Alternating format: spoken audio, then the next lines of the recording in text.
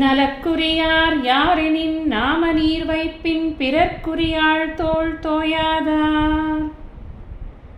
இந்த பரந்த கடல் சூழ்ந்த உலகத்தில் எல்லா நன்மைகளும் யாருக்கு கிடைக்கும் அப்படின்னு சொன்னால், யார் ஒருத்தர் இன்னொருத்தருடைய மனைவியை விரும்பாமல் இருக்கிறார்களோ அவர்களுக்குத்தான் அப்படின்னு சொல்கிறார் வள்ளுவர். இதை புரிஞ்சுக்கிறதுக்கு ஒரு சின்ன சம்பவத்தை நாம் சிந்திச்சு பார்க்கலாம். தாய்மானவர் அப்படின்னு ஒரு தமிழ் புலவர், நம்ம எல்லாருக்கும் நல்லா தெரிஞ்ச ஒரு பெயர் தான்.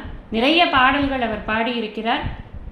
அழகழகான சித்தாந்த விஷயங்களையும் வேதாந்த விஷயங்களையும் கலந்து பாடக்கூடிய ஒரு அருமையான தமிழ் புலவர். அவர் இந்த துறவு ஏற்று அதற்கு பிறகு தமிழில் அவர் நிறைய பாடல்கள் எழுதினார். துறவு ஏற்பதற்கு முன்னாடி அவர் என்ன பண்ணிட்டு இருந்தார் அப்படின்னா, திருச்சிராப்பள்ளியில் விஜய ரகுநாத சொக்கலிங்க நாயக்கர் அப்படிங்கிற ஒரு ராஜா கிட்ட ஒரு பெரிய பதவியில் வேலை பார்த்து கொண்டிருந்தார்.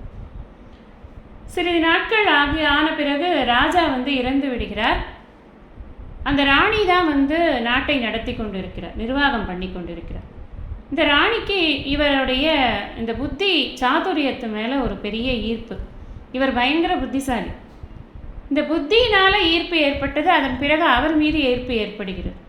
அவள் தன்னுடைய ஆசையை வெளிப்படுத்துகிறார். ஆனால் தாய்மானவருடைய மனசு எப்படி இருக்குன்னா, எப்பொழுதும் இறை அனுபூதியிலேயே அது திளைத்திருக்க வேண்டும்னு நினைக்கிறது. அவருக்கு இந்த மாதிரியான சிற்றின்பங்கள்லாம் நாட்டமே இல்லை கொஞ்சம் கூட. ஆனால் இந்த ராணிக்கிட்ட இதெல்லாம் நேரடியாக சொல்லி எதுக்கு இந்த ராஜ அபவாதத்தெல்லாம் வாங்குவானேன்னு சொல்லிட்டு அவர் அந்த ஊரை விட்டே ஓடி போய்டுறார்.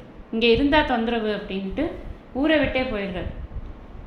போகிறது எங்கே போகிறார் அப்படின்னு சொன்னால், அவர் மௌனகுரு அப்படின்னு ஒருத்தர் இருக்கார். அந்த மௌனகுரு கிட்ட போய் தனக்கான உபதேசங்களை எல்லாம் பெற்று அதன் பிறகு அவர் தானும் துறவு பூண்டு அவர் இந்த பாடல்களை எல்லாம் எழுதி மக்களுக்கு பெரிய நன்மையை செய்துவிட்டு போயிருக்கிறார்.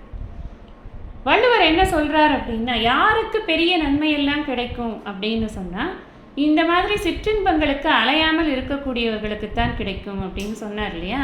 அது மாதிரி அன்னைக்கு அந்த ராணியுடைய வேண்டுகோளை ராணி கேட்குறாங்களே அப்படின்னு அவர் ஒத்துக்கொண்டிருந்தார் அப்படின்னு சொன்னால், நமக்கெல்லாம் அப்படி ஒரு தாய்மானவர் கிடைத்திருக்க மாட்டார். அவ்வளவு அழகான பொக்கிஷமாக பாட வேண்டிய பாடல்கள் கூட கிடைத்திருக்கார். பெரிய காரியங்கள் எல்லாம் செய்யக்கூடியவர்கள் இந்த அல்பமான ஆசைகளுக்கு அவர்கள் உட்பட மாட்டார்கள் என்பது கருத்து.